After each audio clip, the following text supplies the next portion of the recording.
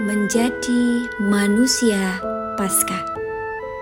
Manusia Paskah adalah manusia yang kehidupannya dalam pengharapan Allah karena anugerah kebangkitan. Allah bertindak dengan kebangkitan Yesus. Di sini kita bisa belajar dari gereja purba yang menafsirkan bahwa peristiwa Paskah merupakan peristiwa di mana Allah turun tangan dalam sejarah. Paskah dijadikan momentum yang sangat mempengaruhi perjalanan sejarah selanjutnya. Kebangkitan Yesus tidak mengakhiri sejarah, sebab sejarah berlangsung terus. Namun di pihak lain, sebuah sejarah baru atau zaman baru telah dimulai dari peristiwa ini. Menjadi manusia Paskah, manusia yang mengalami kebangkitan Yesus dalam kehidupannya. Melalui pengalamannya itu, manusia Paskah memancarkan terang kebangkitan di tengah dunia yang penuh gejolak. Dengan semangat persekutuan Bapa, Anak, dan Roh Kudus, terang kebangkitan dihidupi bersama komunitas gereja sebagai persekutuan yang saling menumbuhkan pengharapan. Komunitas itu bukan hanya bagi dirinya sendiri, melainkan komunitas yang berjalan bersama dengan ciptaan lain. Mengapa? Kebangkitan Yesus adalah untuk membaharui ciptaan. Dengan demikian, kebangkitan Yesus menjadi jawab atas situasi saat ini ketika dunia membutuhkan tatanan baru pasca pandemi COVID-19. Semoga masa Raya Paskah 2021 yang diawali dengan ibadah Rabu Abu dan dilanjutkan dengan ibadah-ibadah Minggu Prapaskah dan aksi Paskah menjadikan kita manusia Paskah yang terus berpengharapan untuk pemulihan kehidupan setelah dunia mengalami kematian. Selamat menjadi manusia Paskah.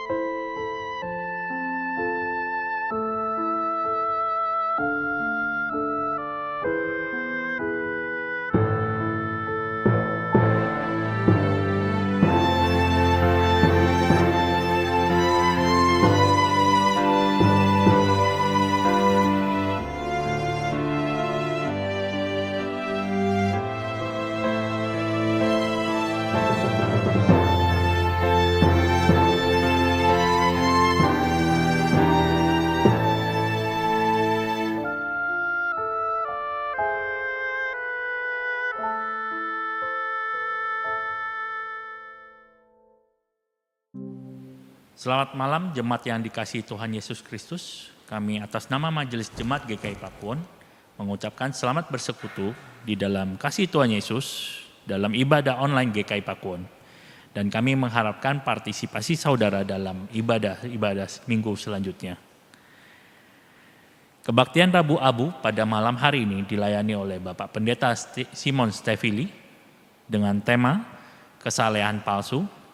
Sedangkan kebaktian Minggu pada tanggal 21 Februari 2021 akan dilayani oleh Bapak Pendeta Emeritus Ras Pandiangan dari GKI Perniagaan. Diberitahukan kepada segenap jemaat dan simpatisan GKI Pakuwon bahwa untuk menyambut masa raya Prapaskah dan Paskah tahun 2021, GKI Pakuwon akan membagikan paket Paskah berupa celengan yang akan dibagikan untuk aksi Paskah GKI Pakuwon dan dikumpulkan kembali paling lambat pada tanggal 31 Maret 2021. Hosti dan anggur yang akan dibagikan untuk perjamuan Kudus Jumat Agung pada tanggal 2 April 2021 pukul 8.30 pagi.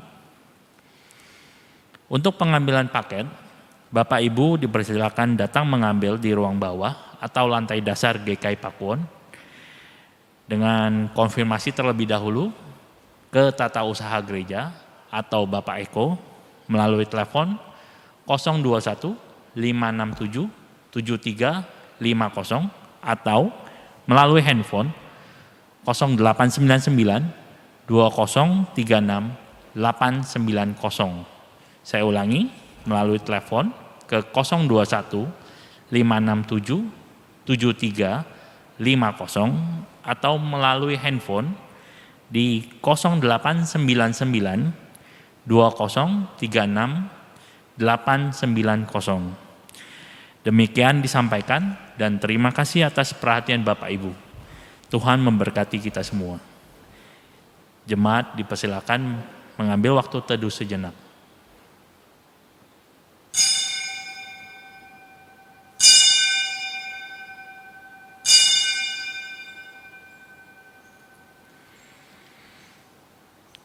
Dalam kebisingan dan keangkuhan dunia, kepadanya kami datang dan merendah. Dalam diam dan sepinya keadilan, kepadanya kami datang dan merendah. Sambutlah panggilannya dan sembahlah Dia. Kepadanya kami datang dan menyembah. Karena Dialah terang yang memulihkan dan menyelamatkan. Kepada Tuhan kami datang dan berserah.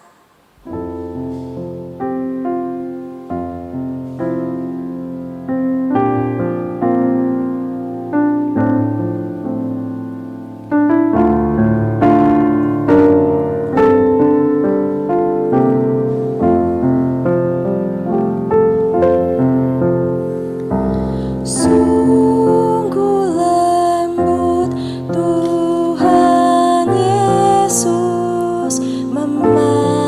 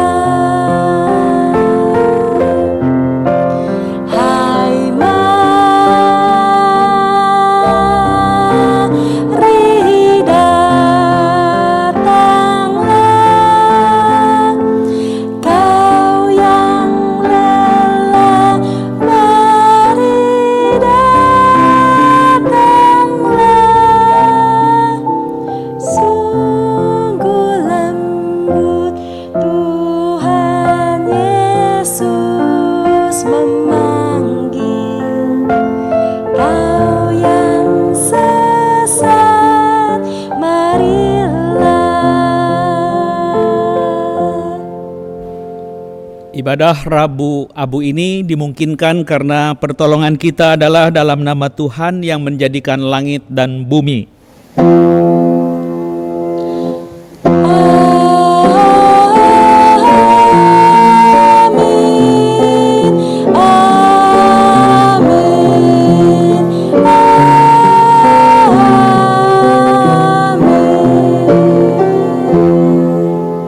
Tuhan beserta saudara.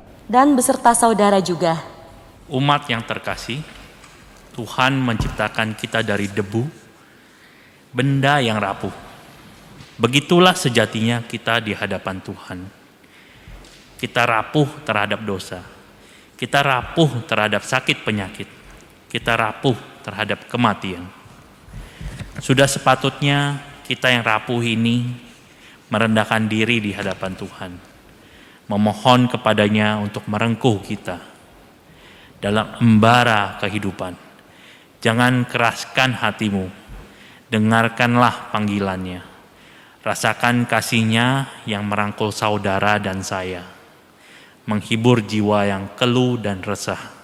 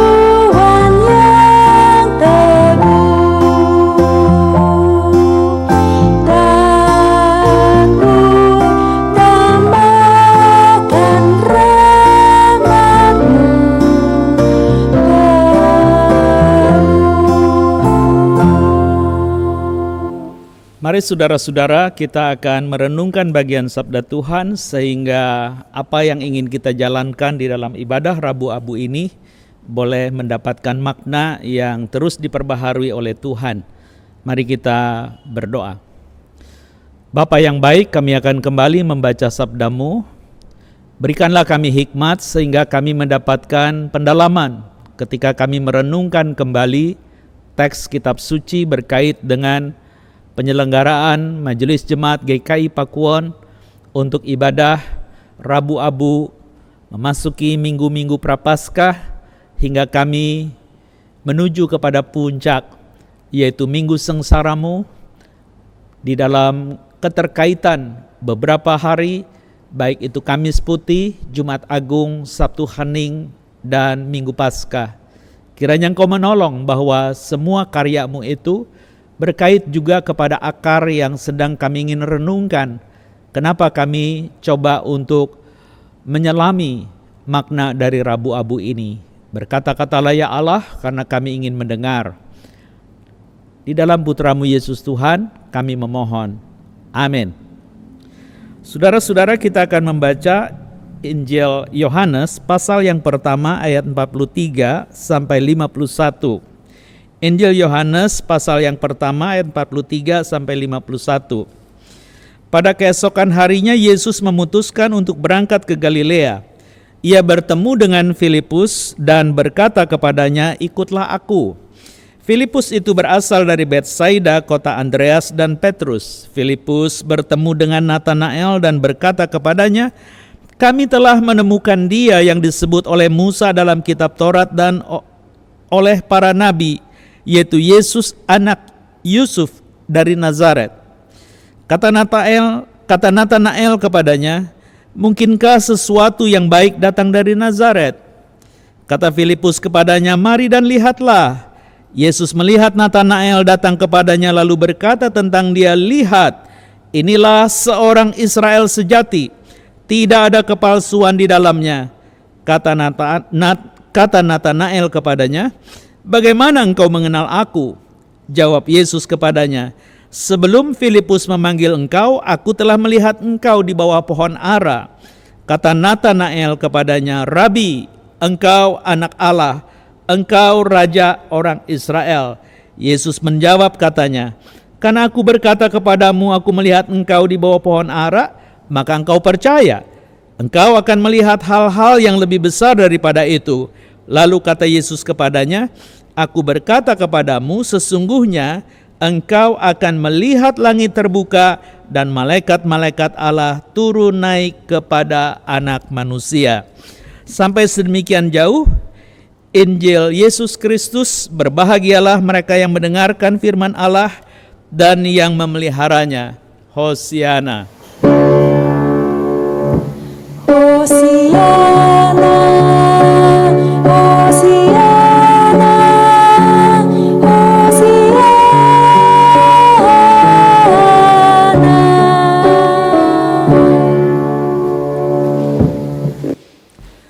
Jemaat yang dikasihi Tuhan, bacaan tadi merengkuh sebuah topik yang berjudul kesalehan palsu. Apa yang kita bisa dapat di dalam bagian ini? Kita menjadi teringat akan kisah perjanjian lama ketika umat Allah, Israel dan Yehuda berkeluh kesah karena melakukan satu ungkapan yang menurut mereka seperti yang Tuhan mau, namun Tuhan terkesan membiarkan dan tidak mengizinkan apa yang mereka mau terlaksana. Karena akhirnya mereka juga menjadi orang pembuangan. Maka akhirnya Tuhan mengingatkan bahwa engkau melakukan puasa, engkau melakukan doa, engkau melakukan apapun, sebenarnya yang kau ungkapkan adalah kesalehan palsu. Kenapa?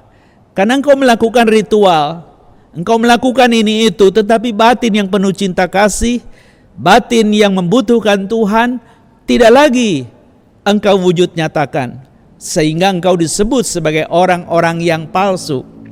Hari ini kita ingin merenungkan kesalehan palsu, supaya kedatangan kita malam ini di rumah Tuhan boleh mendapatkan jalan keluar, sehingga kita tidak selalu hidup di dalam kepalsuan Tuhan.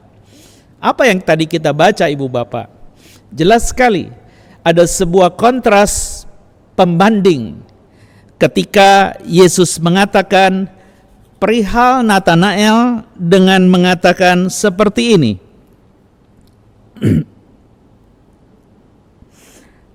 Ayat yang ke-47.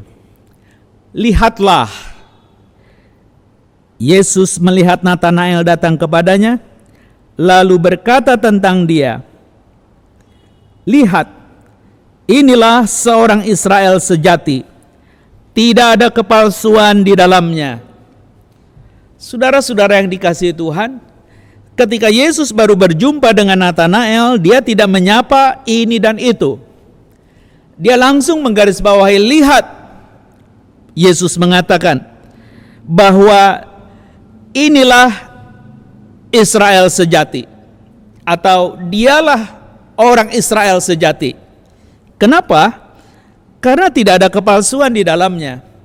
Jadi yang disebut dengan kesalehan palsu, sebenarnya waktu Yesus membandingkan dengan Israel sejati, ini adalah Israel yang lebih personal ketimbang komunal. Maksudnya ini Israel yang lebih merujuk kepada pribadi Yakub ketimbang bangsa Israel itu sendiri. Lalu kita bertanya, memang ada apa harus membandingkan dengan Yakub? Anda ingat ceritanya, bagaimana Yakub yang merasa tidak mungkin bisa mengalahkan kakaknya Esau, maka dia menipu, dia merampas, dia melakukan segala cara sehingga akhirnya dia mendapatkan apa yang dia cita-citakan. Ketika sang ayah itu menjelaskan kepada Esau yang datang belakangan, sang ayah itu mengatakan dengan gamblang apa yang dia tegaskan di sana. Saudara-saudara, ketika dia menegaskan di sana tentang ide bahwa Israel sejati ada pada Natanael, sementara Israel palsu ada pada Yakub, dia mengatakan dia sudah merampas, dia menipu untuk mendapatkan hak kesulungan itu. Saudara-saudara, ketika dalam bacaan itu dikatakan, ya, Kejadian 27 ayat 35, dibilang begini, jawab ayahnya kepada Esau, adikmu telah datang dengan tipu daya dan telah merampas berkat yang untukmu itu. Esau menangis, apakah tidak ada lagi? Tidak ada. Jadi dengan kata lain, membandingkan Israel sebagai pribadi di dalam Yakub dan Israel sejati yang merujuk kepada sosok Natanael, barangkali menjadi perenungan yang relevan. Apakah benar kita umat Allah dan melakukan semua perintah Allah? Atau kita merasa melakukan perintah Allah tetapi tidak ada hati di dalamnya sebagai ungkapan ketaatan, percaya, dan syukur kita kepadanya?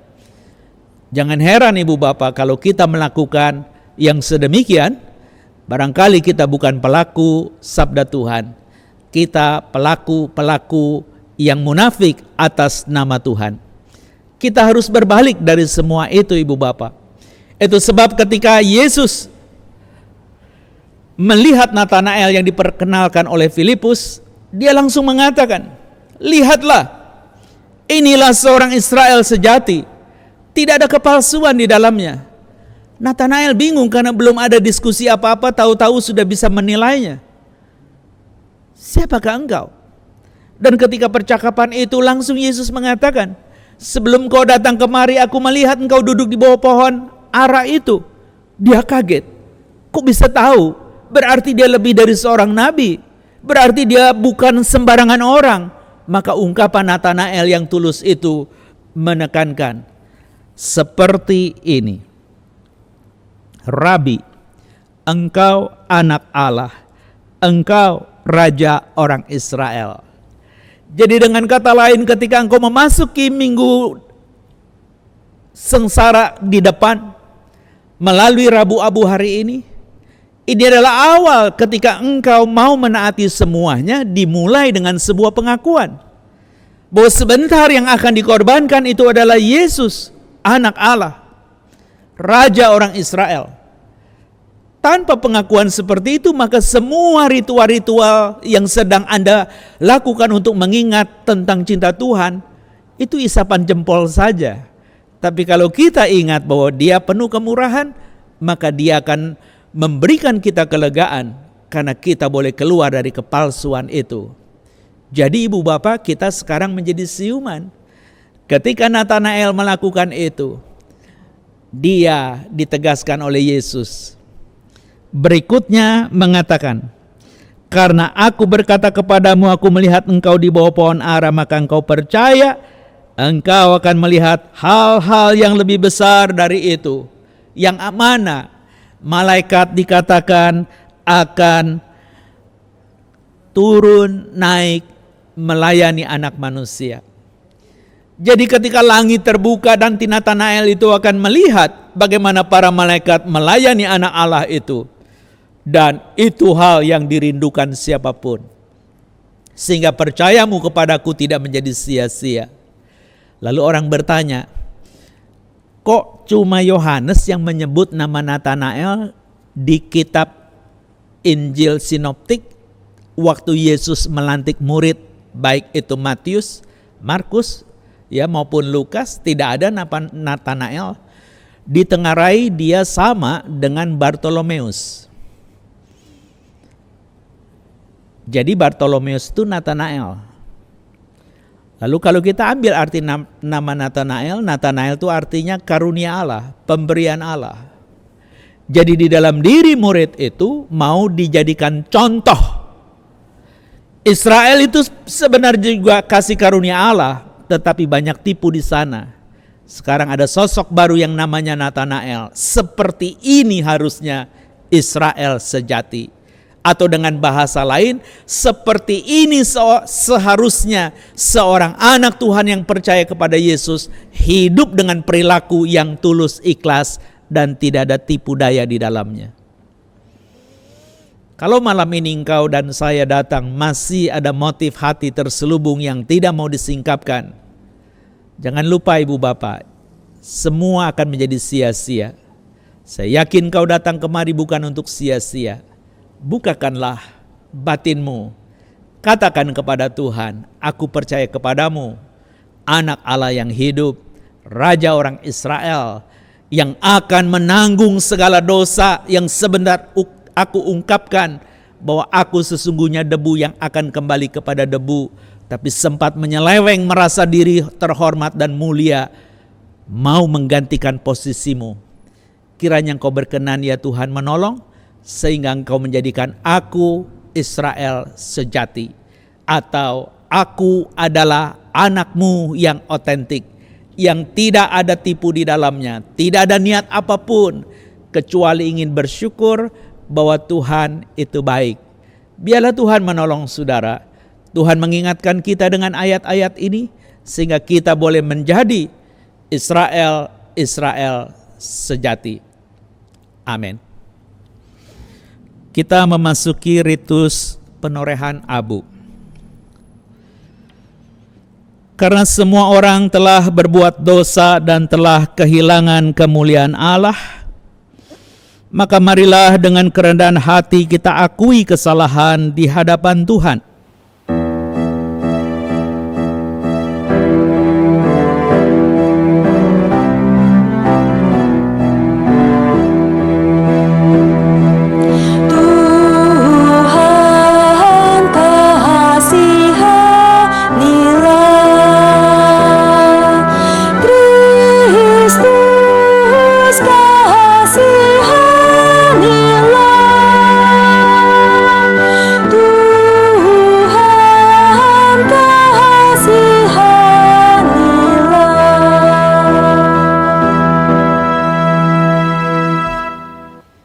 Kami seringkali gagal mengasihi Tuhan.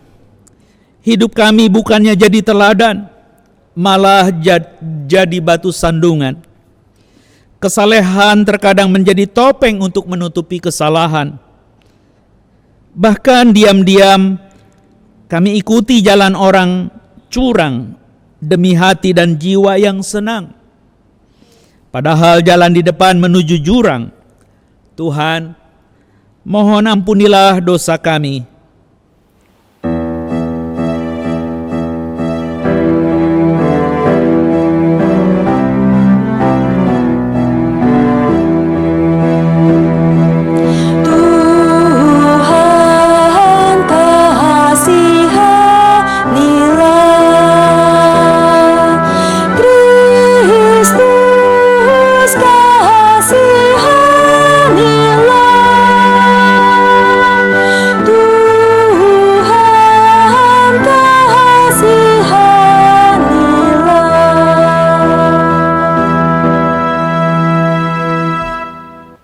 Kasih doa, puasa, dan persembahan kami seringkali semu.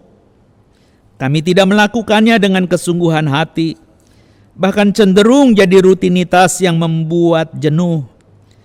Terkadang pelayanan kami pun jadi sekedar kegiatan penunjang gengsi yang melelahkan namun tanpa isi. Tuhan, mohon ampunilah dosa kami.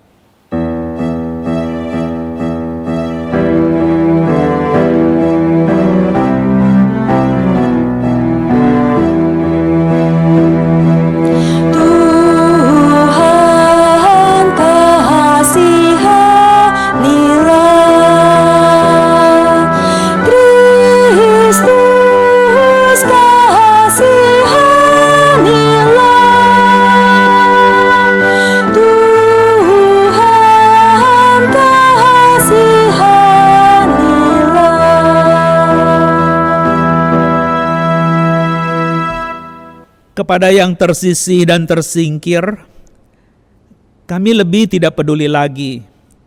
Mereka yang didiskriminasi bahkan di depan mata kami juga cenderung kami anggap bukan urusan kami. Kasih dan salib Kristus hanya konsep dan simbol hampa yang gagal berbuah dalam hidup kami. Dosa pun kembali menguasai karena kami enggan menghidupi apa yang Kristus jalani, mengambil bagian bersama mereka yang tidak dihitung oleh dunia ini. Tuhan, mohon ampunilah dosa kami.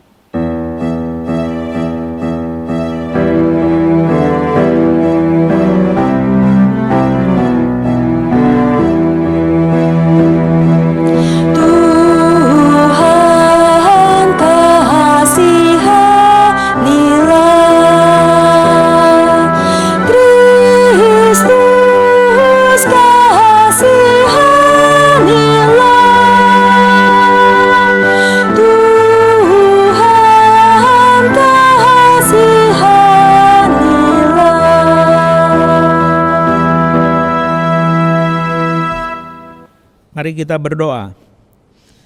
Allah Bapa yang rahimi, kami sering menutup hati, mata, dan telinga, lari dari panggilan Sang Cinta, agar kami berbalik arah, berlutut dan berserah, mengakui dosa dan berusaha untuk berubah, sebab kami tahu jalannya tidak mudah. Namun biarlah abu yang akan dioleskan ini mengingatkan kami akan hakikat diri, bahwa kami berasal dari debu dan akan kembali jadi debu. Hidup kami sementara dan kelangsungannya hanya bergantung pada kebaikan hati Allah. Mampukan kami Tuhan untuk berani dan berusaha memperbaiki diri dalam pertobatan yang sejati. Amin. Bertobatlah debu. Berserahlah pada Allah, syukurilah kasih Sang Rahmah, tundukkan dirimu kepadanya, niscaya damainya melimpah. Laku agamu bukan karena ketakutanmu, bukan karena cemas akan nerakamu, bukan karena rindu sorgamu, tapi karena syukurmu. Hartamu tak menciptakanmu, jabatanmu bukan dirimu, kuasamu hanya semu, karena kamu debu dan abu. Semua debu, semua abu, semua sama di hadapan Allahmu. Tak perlu bersekat, tak usah penat. Usahakan keteladanan, bersatulah bangun perdamaian, bersama rengkuh kebahagiaan, karena syukurmu pada Tuhan. Aku debu, kamu debu. Mereka debu, kami debu. Semua debu. Kami mau tertuju padamu. Saudara-saudara, abu adalah simbol kerapuhan manusia dan pertobatan. Ingatlah bahwa kita berasal dari debu dan akan kembali menjadi debu. Biarlah instrumen lagu Kidung Keesahan 72 Hanya Debulah Aku Tetap Berjalan mengiringi dibunyikan. bagi kita yang mau menyatakan pertobatannya di hadapan Allah dan sesama. Marilah kita melakukan penorehan abu. Kamu adalah debu dan akan kembali menjadi debu. Amin. Sambil masing-masing melakukan penorehan, Kidung Kesan 72, Hanya Debulah Aku, dinyanyikan.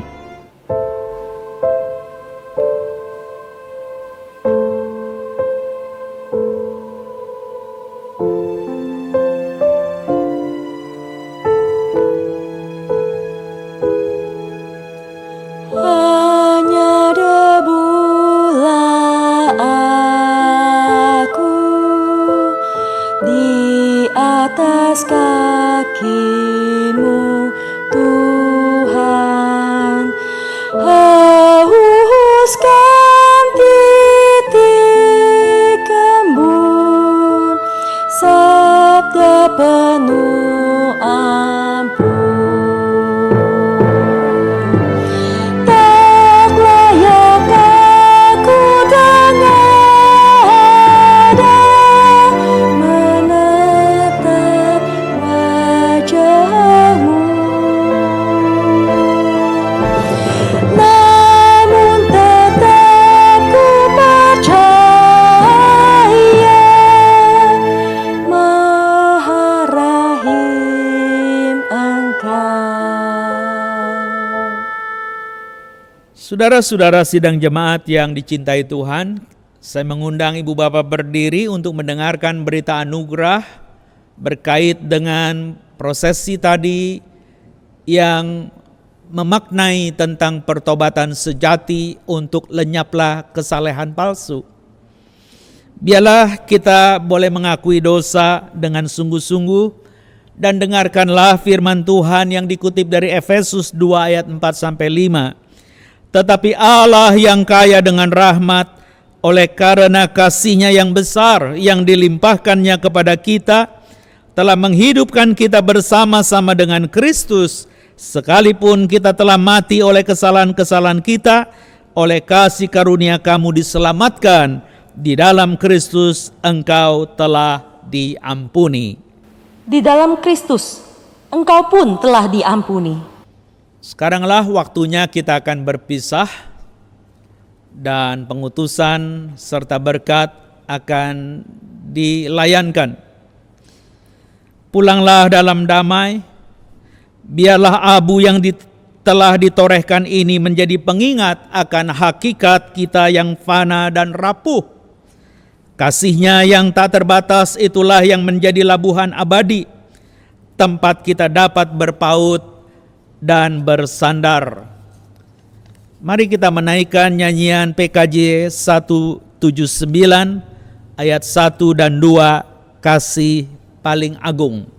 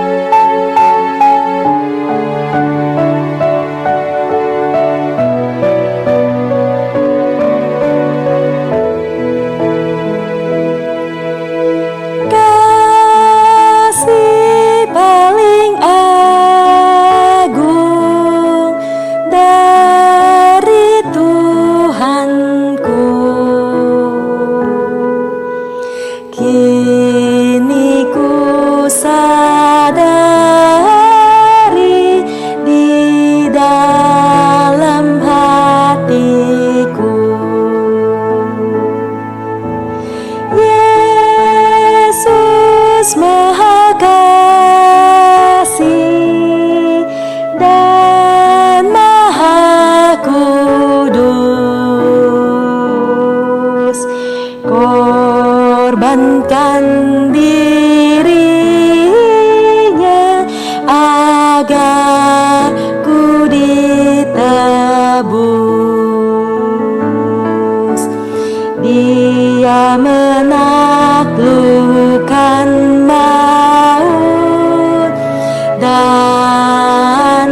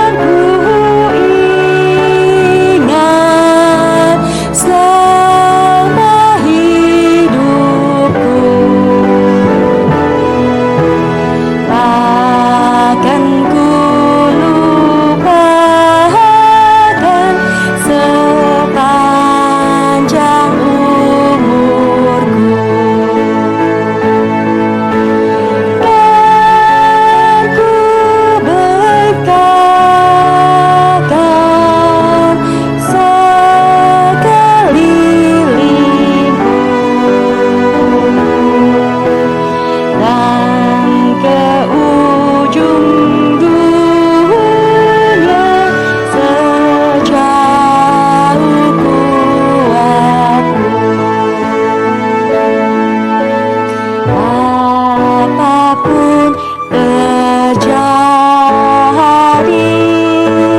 atas diriku, takkan ku lepaskan kasih-Mu, Tuhanku.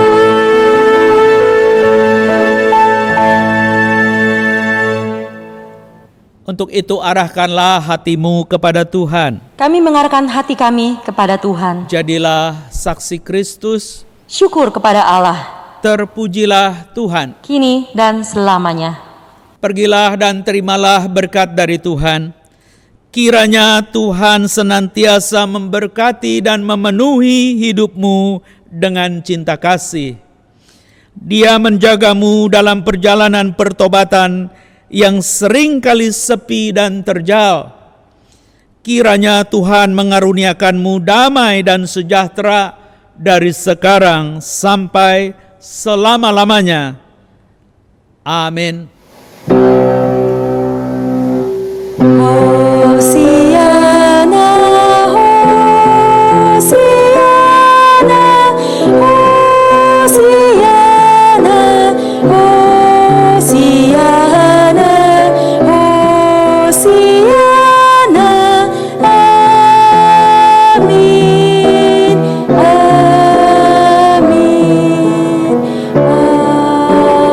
amin.